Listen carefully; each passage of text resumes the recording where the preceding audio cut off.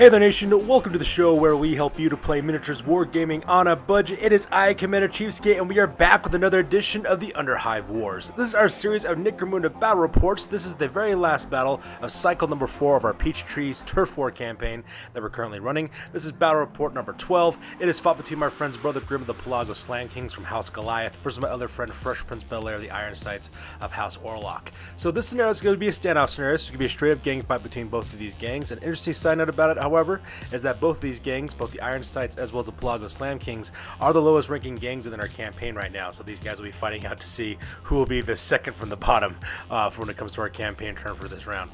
So that being said, ladies and gentlemen, we're going to play some background music real quick. We're going to show you guys the army list real fast. If you want to see exactly what each of the gangs are packing on this one, you can pause and check out your own leisure.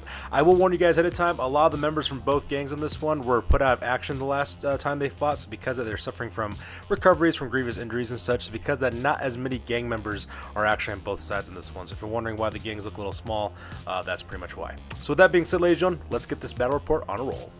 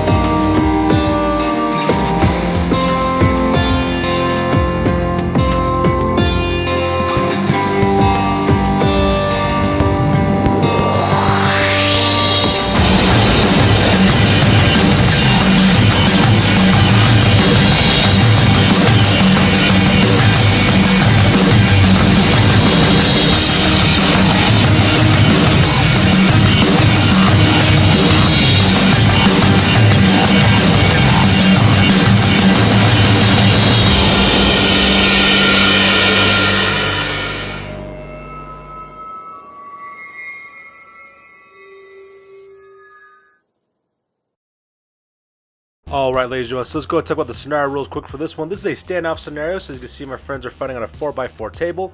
My buddy, Fresh Prince Belair and his Iron Sights are deployed on the near side of the table, while my other friend, Brother Grimm and his Pelago-Slam Kings of House Goliath are deployed on the far side of the table. It's just a regular standoff scenario, so it's just a good old-fashioned gang fight. Whoever wins this battle report earns D3 times 10 extra creds that they can put in their stash and use any way they want to. For the experience points, you do gain 1 experience points for surviving the scenario, as well as 1 experience point given to the winning gang leader as well. Any miniatures that you put out of action, you also gain experience points for that as well.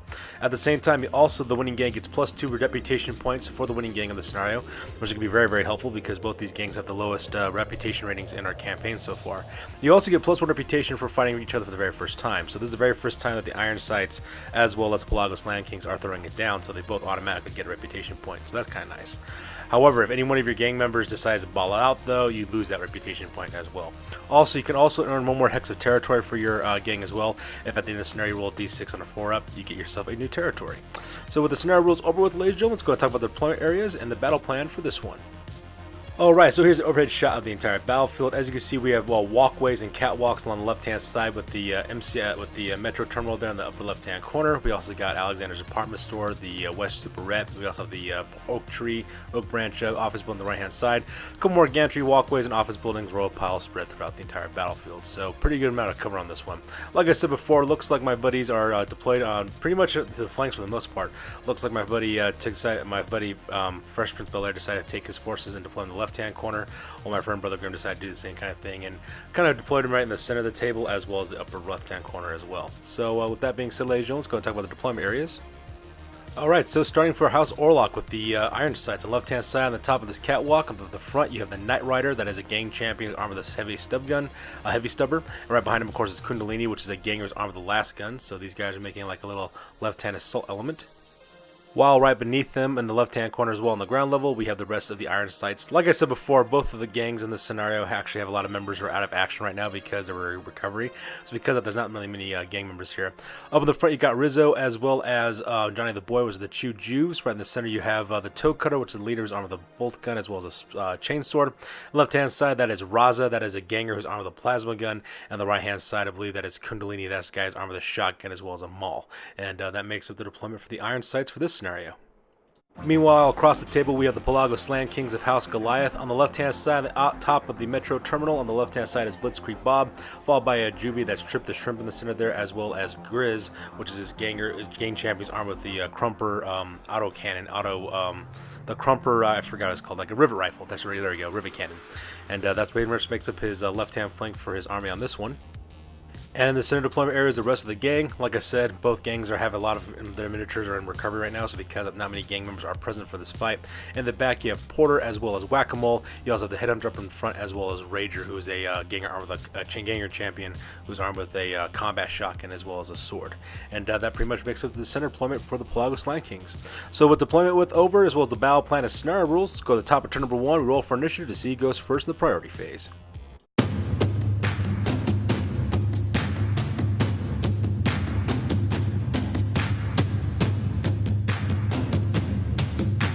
Alright, so the Orlocks managed to steal the win on this part, so because of that, they get to go first. My buddy Fresh Prince Bel-Air first of all activates the Toe Cutter, and because he has a commanding presence ability, he also activates 3 other fighters as well.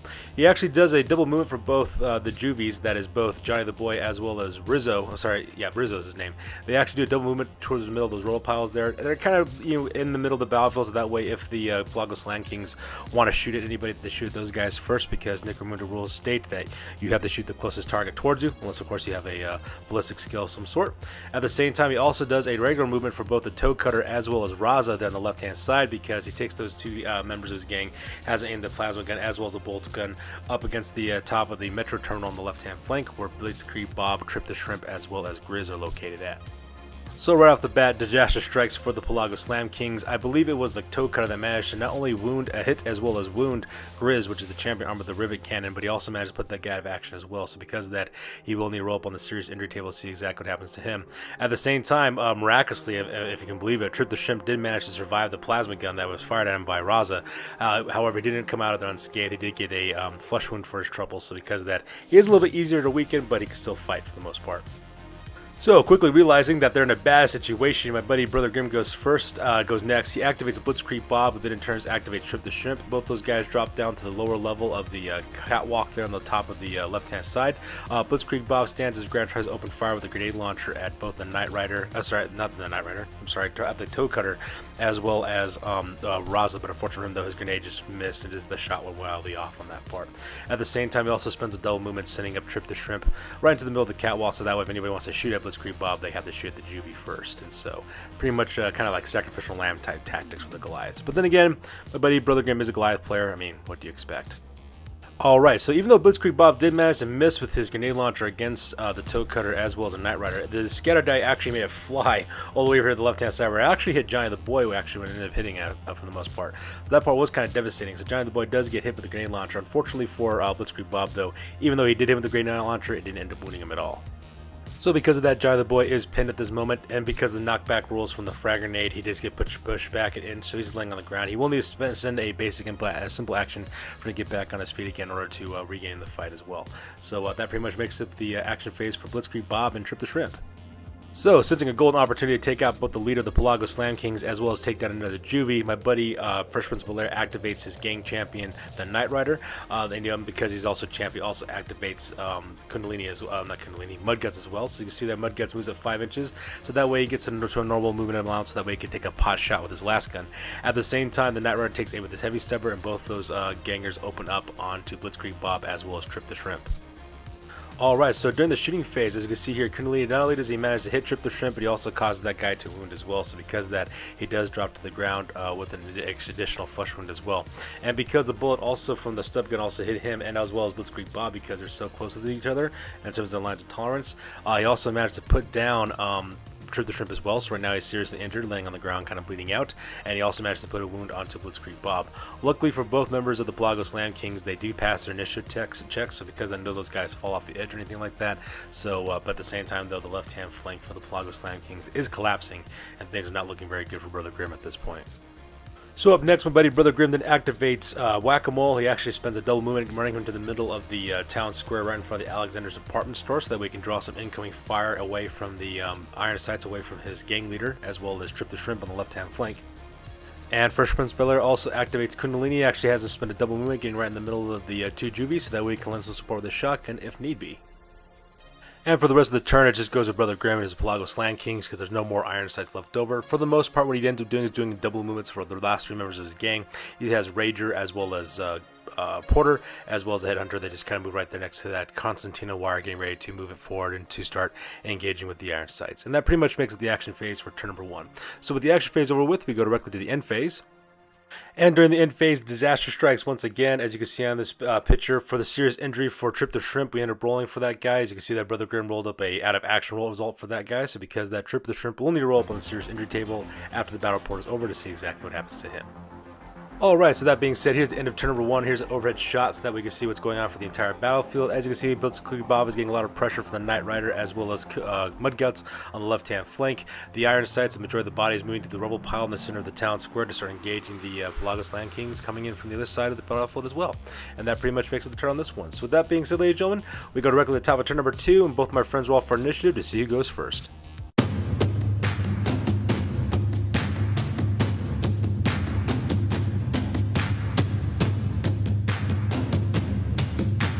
Alright, so that being said, ladies and gentlemen, we start off with the Pelago-Slam Kings. The very first thing that my friend Brother Grimm decides to do is activate his ganger Rager, who's armed with a combat shotgun. As you can see, he does like a really simple movement over the left-hand side. Takes aim with his combat shotgun, opens up a salvo slugs against Rizzo. Even though Rager does manage to hit the juvie with the salvo round, unfortunately he was unable to roll to wound. When he rolled a wound, he only rolled up a 1. So because of that, Rizzo is now pinned. So because of that, both those juvies are now just kind of laying on the ground. Just have this been a simple action this next turn before they get activated and move out. Meanwhile, over here in the left-hand flank, as you can see in this picture, my buddy Fresh Prince Bel-Air then activates the Knight Rider. He also activates Mudguts as well. As you can see, Mudguts moves it forward another 5 inches so that we can get closer to Blitzkrieg Bob. So we're gonna take a pot shot at him with his last gun. At the same time, the Knight Rider also takes aim with his weapon as well, getting ready to cut loose and also cause some injury onto Blitzkrieg Bob with his stubber. In the end, the only thing that really managed to happen with the Knight Rider when he cut loose with the heavy stubbers only managed to cause a flesh wound onto Blitzkrieg Bob, so he didn't really do much of anything on that guy. So both his wounds are gone. He's a little bit easier to wound now, but that's pretty much all he really did doing the Knight Rider. However, the next shot by Mudguts with his last gun, however, was a totally completely different story. So as you can see in this photo, originally when Mudguts opened up with his last gun, he did manage to hit Blitzkrieg Bob. He also managed to wound him as well. However, when he rolled for the injury, he just rolled another flesh wound. So because of that, he got 2 of his little flesh wound icons on Blitzkrieg Bob. However, the real killer was that because he was so close at edge, Blitzkrieg Bob didn't need to take an initiative test to see if he fall off or stay on the ledge. Unfortunately for him, though, he failed his initiative test, so because of that, he plummets from the second level of the gantry walkway all the way down to the floor. And when he made that impact, when he rolled up on the injury table, he actually rolled out of action on that part. So because of that, Mudguts actually nets himself an additional point of experience for that one as well, taking out the leader of the Pelago-Slam Kings. So things for the Pelago-Slam Kings are looking very grim indeed. Alright, so up next, Whack-A-Mole decides to get activated next. He moves his 6 inches forward and takes aim with his auto pistol, trying to hit at one of the members of the iron sights, but unfortunately for him, though, his shot just kind of flies wide and was unable to cause any damage in the shooting portion of his action phase. However, it's the iron sights that pretty much bring it to the pain at this point. My buddy Fresh Prince Bel-Air activates the toe cutter. He uses commanding presence ability to activate both, as well as Raza, as well as Kundalini as well. So because of that, he also activates the juvie Rizzo as well. Rizzo as well. That's right. So Raza and Rizzo. Sorry, I get those characters mixed up. Raza, the guy with the plasma gun. Rizzo is the juvie.